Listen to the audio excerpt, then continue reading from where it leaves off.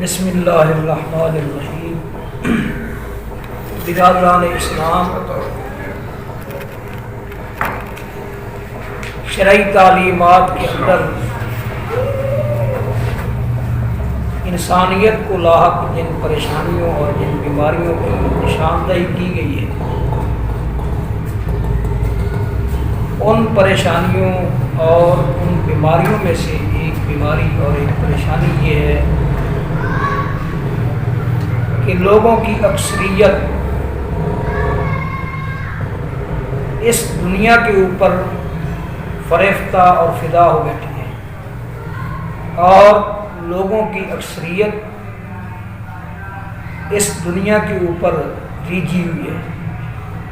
جس کا نقصان یہ ہوا کہ لوگوں کی اکثریت جو اخروی زندگی ہے، جو کہ بعد از قیامت شروع ہونے والی زندگی ہے، اس زندگی کی طرف سے بالکل ہی منہ موڑ گئے۔ تو اسی لیے شرعی تعلیمات کے اندر جہاں دیگر بیماریوں کا علاج متعارف کرایا گیا اور انبیاء اور رسول کی جو تعلیمات تھیں اور آسمان سے نازل ہونے والی کتب، ان کے اندر جو کچھ تعلیم اور تربیت کے حوالے سے نازل کیا گیا، ان تمام چیزوں کے اوپر نظر رکھی جائے اور ان کے بارے میں سوچا جائے تو یہ نتیجہ سامنے آتا ہے کہ انبیاء اور رسل نے بھی اور آسمانی کتابوں نے بھی اس پہلو کے اوپر بڑا زور دیا ہے کہ لوگ یہ دنیا جو ہے، اس دنیا کے اوپر جس قدر فدا ہو چکے ہیں، ان کی اس فدائیت کو اور ان کی اس پروانگی کو اور اس فریفتگی کو ختم کیا جائے اور ان کا رخ اخروی زندگی کی طرف موڑا جائے۔ قرآن کے اندر بھی اس کے متعلق بہت سا مواد ہے، احادیث کے اندر بھی بہت سا مواد ہے، اور جو لوگ قرآن اور حدیث کی روشنی میں لوگوں کی رہنمائی کا علم لے کر اٹھے اور انہوں نے اس معاملہ میں قدم آگے بڑھائے، ان کا فوکس اور انحصار بھی اس چیز کے اوپر پوری طرح رہا ہے۔ جتنے بھی ہمارے اسلاف اور ہمارے بزرگ گزرے ہیں، صحابہ کا دور جو ہے، اس کے بعد تابعین کا دور، تبع تابعین کا دور، محدثین کا دور، یہ تمام ادوار جو ہیں وہ اس نورانیت سے معمور ہیں۔ جسے بھی جس وقت یہ ذمہ داری ملی اور منصب عطا ہوا تو ہر آدمی نے، ہر اللہ والے نے اپنا اس معاملے میں، اس ضمن میں اپنا حق ادا کیا، چاہے وہ ابو بکر صدیق رضی اللہ تعالی عنہ ہوں، چاہے وہ حضرت فاروق اعظم ہوں، چاہے عثمان غنی ہوں، چاہے علی المرتضیٰ ہوں، چاہے ان کے علاوہ دیگر جو ناصحان امت صحابہ کے دور میں موجود تھے، عبداللہ بن مسعود رضی اللہ تعالی عنہ، حضرت ابو ہریرہ رضی اللہ تعالی عنہ۔ بلکہ اگر صحیح غور کے ساتھ اور باریک بینی کے ساتھ اور لطافت کے ساتھ دیکھا جائے تو ہر ایک صحابی اور ہر ایک اللہ والا اور صحابہ کے دور کے بعد بھی ہر ایک تابعی جس کے دل کے اندر للہیت کی کومپل پھوٹی اور اس کے دل کے اندر للہیت کا فانوس اور چکماک روشن ہوا، ہر ایک اللہ والے نے یہ ذمہ داری نبھائی ہے جہاں تک اس سے ممکن ہو سکا ہے۔ لوگوں کو یہ بات سمجھائی جائے، ذہن نشین کرائی جائے اور ان کے ذہن میں بٹھائی جائے کہ تمہارا اصل جو مورد ہے اور معاد ہے اور تمہاری اصل زندگی کیا ہے۔ جتنے بھی دنیا کے اندر رہنما گزرے ہیں، ہر رہنما نے اس پہلو کے اوپر بھرپور توجہ دی ہے۔ آج ہم نے جس خطبہ کا انتخاب کیا ہے حضرت علی رضی اللہ تعالی عنہ کا خطبہ نمبر 81، اور یہ صفحہ نمبر 228 ہے، مفتی جعفر حسین کا ترجمہ ہے، اور حضرت علی رضی اللہ تعالی عنہ کا یہ خطبہ ہے۔ یہ جو پہلو ہے لوگوں کا زندگی کے اوپر فریفتہ ہو جانا، اس کے اوپر اس کے بارے میں دیوانگی اختیار کرنا، اور دنیا کے پروانے بن جانے کے حوالے سے ان کے اندر جو کمی پائی جاتی ہے، جو نقص پایا جاتا ہے، جو عیب پایا جاتا ہے، جس پر قرآن نے بھی بہت زور دیا، حدیث نے بھی بہت زور دیا، اور دنیا کے اندر تمام اللہ والوں نے بہت زور دیا، حضرت علی رضی اللہ تعالی عنہ نے بھی۔ یہ ایک لمبا خطبہ ہے اور کئی پارٹس میں یہ آپ کے گوشت گزار کیا جائے گا، بڑا مفید خطبہ ہے۔ اور یہ خطبہ جو ہے وہ ان ضروری باتوں کے بعد انہوں نے پلٹایا ہے اس خطبے کو پھر قرآن مجید کی حقیقت کی طرف، کہ یہ قرآن، یہ کتاب ایک ایسی حقیقت ہے، ایک ایسی اٹل حقیقت ہے کہ جس سے اگر اعراض کیا جائے یا روگردانی کی جائے تو یہ انسان کی ہلاکت کے لیے مزید کسی چیز کی اس سلسلے میں ضرورت نہیں ہے اگر وہ قرآن کو چھوڑ دیتا ہے۔ اس سے یہ پتہ چلے گا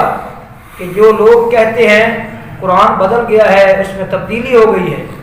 اور میں آپ کو ان کی کتابوں کے حوالے سے یہ بتا چکا ہوں کہ ان کی کتابوں کے اندر بلکہ اسپیشل کتابیں لکھی گئی ہیں قرآن مجید سے لوگوں کو منحرف کرنے کے لیے اور شکوک و شبہات پیدا کرنے کے لیے۔ یہ کتنی بڑی جسارت ہے اور کتنی بڑی خباثت ہے قرآن پاک کے بارے میں اس قسم کے غلیظ خیالات کا اظہار کرنا اور اس کے بارے میں کتابیں لکھنا۔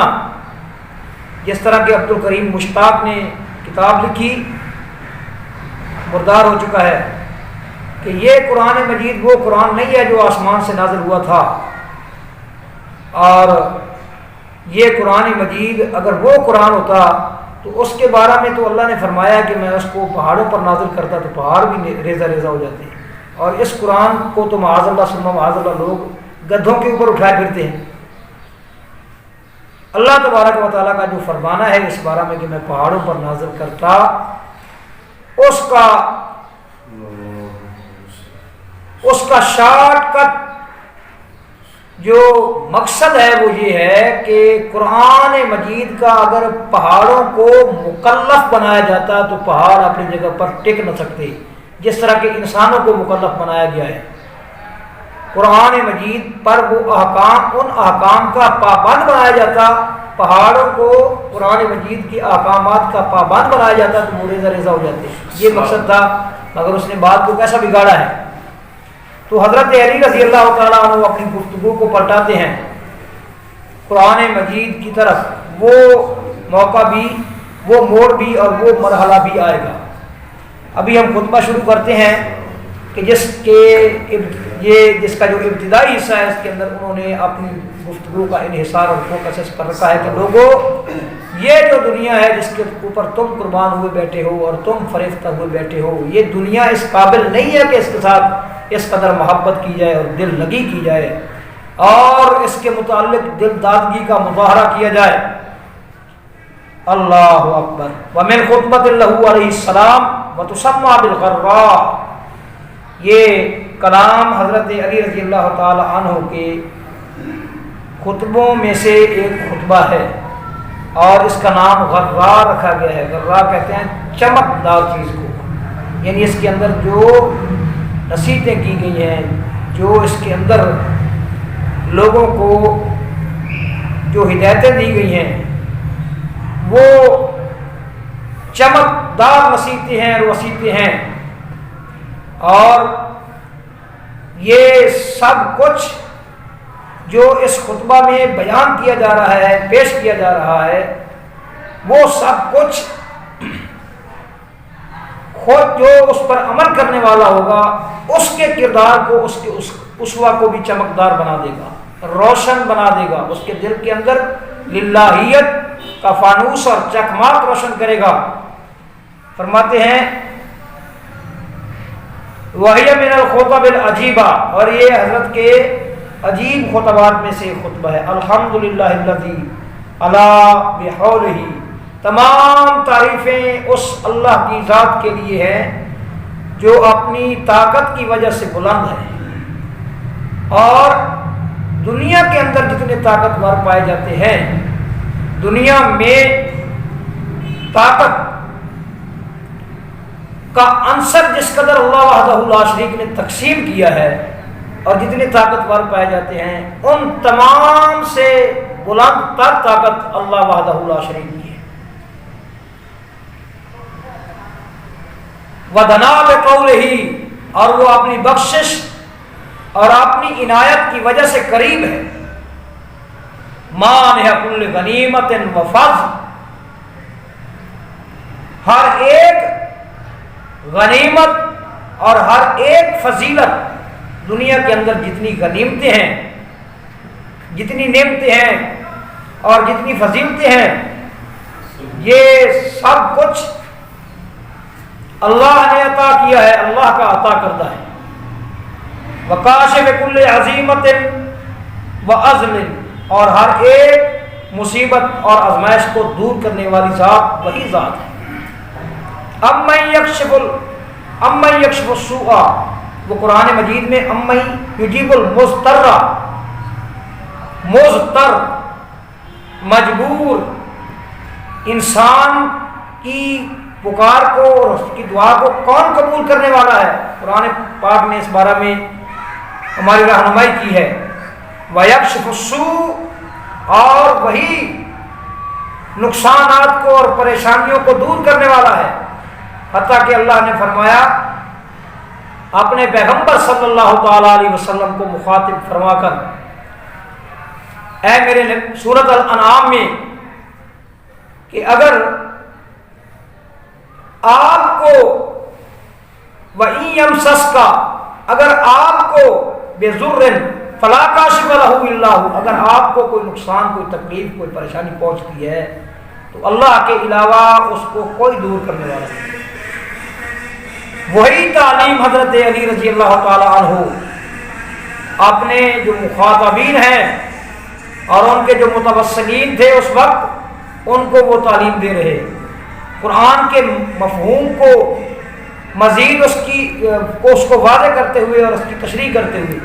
فرمایا ہر ایک آزمائش اور ہر ایک مصیبت کو وہی ٹالنے والا ہے، وہی دور کرنے والا ہے۔ احمدہ علی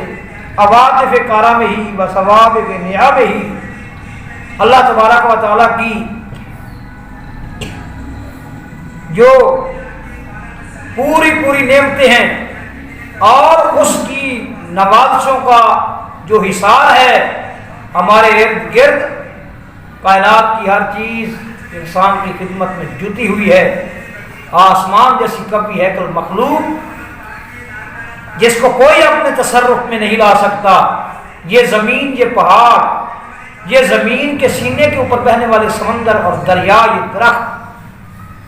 اور یہ بڑے بڑے محیر العقول جانور،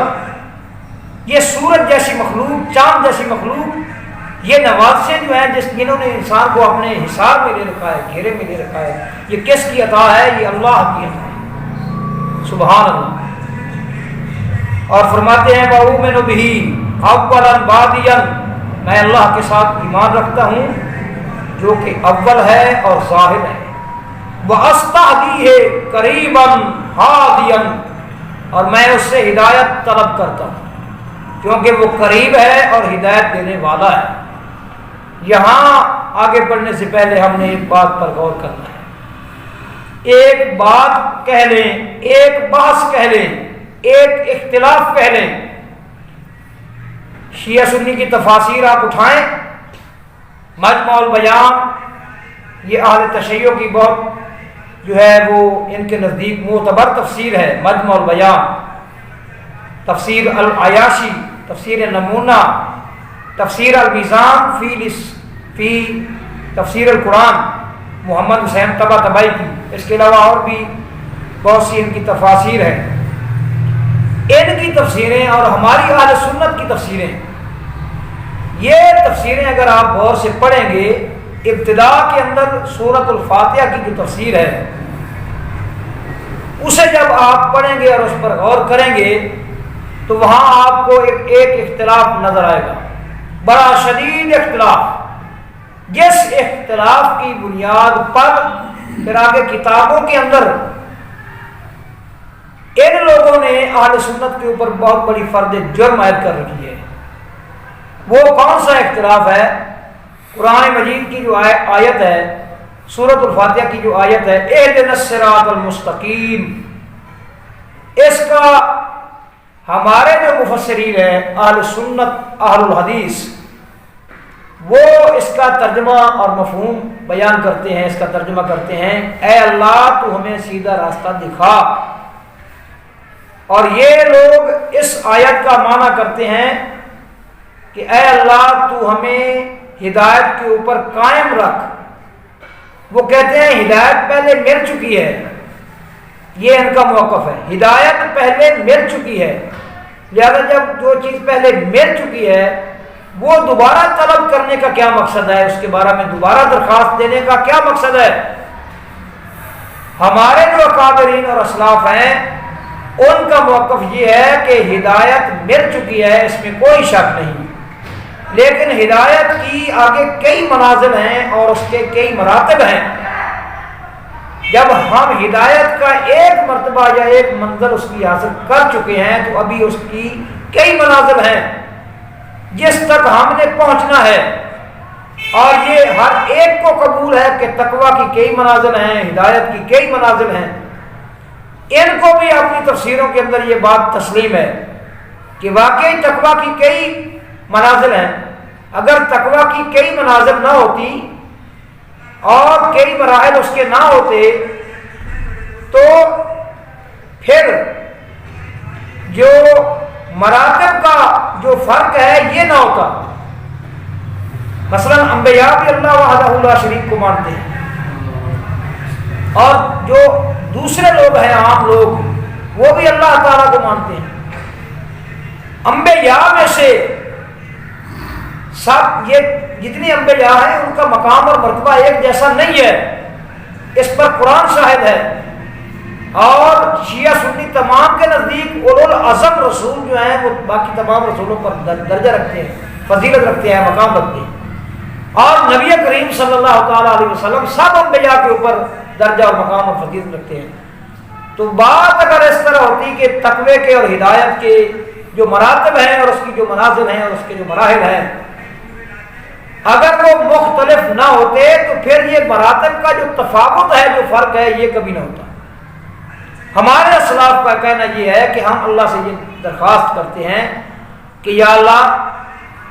ہدایت کی اور تقوی کی جو منزل تو نے ہمیں دکھا دی ہے، عطا کر دی ہے، اب باقی جتنی منزلیں باقی ہیں وہ بھی ہمیں عطا کر، وہ بھی ہمیں دکھا۔ اور یہ لوگ کہتے ہیں، ہمیں اس بنیاد پر کہتے ہیں کہ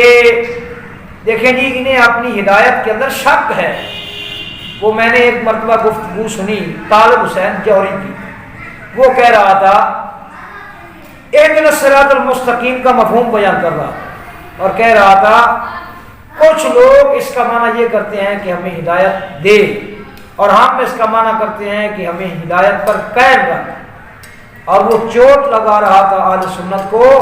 کہ جو لوگ ابھی تک ہدایت کی منزل تک نہیں پہنچے تو ان کو بھی ان کی بات بھی یا اللہ تو سن لے اور ہماری درخواست بھی سن لے، ہم کہتے ہیں کہ ہمیں ہدایت پر قائم رکھ۔ تو یہ ایک اختلاف ہے، بہت بڑا اختلاف، کتابوں کے اندر اس اختلاف کے اوپر بہت کچھ لکھا پڑا ہے، خصوصاً ان کی جو کتابیں ہیں ان کتابوں کے اندر تو بہت اس کے اوپر تمار مانگا گیا ہے۔ اب یہ جو اختلاف ہے، اگر اس اختلاف کو ہم نہج البلاغہ پر پیش کریں تو یہ صرف اسی ایک جگہ پر نہیں، اس نہج البلاغہ کے خطبات وہ خطبات جو اللہ کی تعریف میں ہیں اور اللہ کی توحید اور اس کی وحدانیت کے بارے میں ہیں، ان تمام خطبات کے اندر حضرت علی رضی اللہ تعالی عنہ نے الا ماشاء اللہ کوئی اگر ایک آدھ کوئی خطبہ ایسا رہ گیا ہو تو رہ گیا ہو، ورنہ ہر خطبے کے اندر انہوں نے یہ درخواست اللہ تعالیٰ کے سامنے رکھی ہے جو اس خطبے کے اندر رکھی ہے۔ وہ فرما رہے ہیں وَأَسْتَهْدِيهِ، ہم اس سے ہدایت طلب کرتے ہیں۔ یہ باب استفعال ہے کہ جس کے معنی اور مفہوم کے اندر خواہش کار فرما ہوتی ہے، یعنی جو اہل سنت مانا کرتے ہیں نا اہدنا الصراط المستقیم کا، بالکل حضرت علی رضی اللہ تعالی عنہ وہی درخواست کر رہے ہیں اللہ تبارک و تعالیٰ سے کہ یا اللہ تو ہمیں ہدایت دے۔ اور مفتی جعفر حسین نے بھی یہاں ترجمہ جو ہے وہ ہمیں ہدایت پر قائم رکھ نہیں کیا، ترجمہ یہ کیا ہے کہ حضرت علی فرما رہے ہیں کہ ہم اس سے ہدایت طلب کرتے ہیں، یا اللہ تو ہمیں ہدایت دے۔ تو یہ جو اختلاف ہے، اس اختلاف کی بابت حضرت علی رضی اللہ تعالی عنہ کا ساتھ اور ان کا ووٹ کس طرف ہے یہ آپ خود فیصلہ کر لیں۔ وہ کہہ رہے ہیں وَأَسْتَهْدِيهِ، میں اس سے ہدایت طلب کرتا ہوں، ہدایت چاہتا ہوں، قریباً ہادیاً، اس لیے کہ وہ قریب ہے اور وہ ہدایت دینے والا ہے۔ اتنے وزنی الفاظ، اتنی عماقت گہرائی ہے ان الفاظ میں، بلاغت ہے، فصاحت ہے۔ سمجھنے والے جو بندے ہیں، خاص طور پر جن کی ادب کے اوپر نظر ہے اور جن لوگوں کی قادر اور کلامی کے اوپر نظر ہے اور انہوں نے بڑے بڑے فصحاء کو پڑھ رکھا ہے، سن رکھا ہے، یہ ان کی جو ہے نا وہ سمجھ میں آنے والی بات ہے۔ اور فرماتے ہیں وَأَسْتَعِينُهُ قَاهِرًا قَادِرًا، میں اس سے مدد طلب کرتا ہوں۔ المیزان فی تفسیر القرآن، جو محمد حسین طباطبائی کی تفسیر ہے، اس نے اپنی تفسیر میں لکھا ہے یا ایھا الذین آمنوا استعینوا بالصبر والصلاۃ ان اللہ مع الصابرین، اے ایمان والو صبر اور نماز کے ذریعے مدد طلب کیا کرو۔ محمد حسین طباطبائی نے یہاں اس کی تفسیر میں لکھا ہے کہ حضرت علی رضی اللہ تعالیٰ عنہ کو جب بھی کوئی مشکل پیش آتی، پریشانی پیش آتی، اور اہل بیت اطہار کو جب بھی کوئی مشکل پیش آتی اور جب بھی کوئی پریشانی پیش آتی تو وہ کیا کرتے تھے؟ وہ نمازیں پڑھا کرتے تھے کثرت کے ساتھ اور روزے رکھا کرتے تھے، اللہ سے مدد طلب کیا کرتے تھے۔ اب لوگوں نے کیا کیا؟ ان کی تعلیمات کو بائی پاس کر کے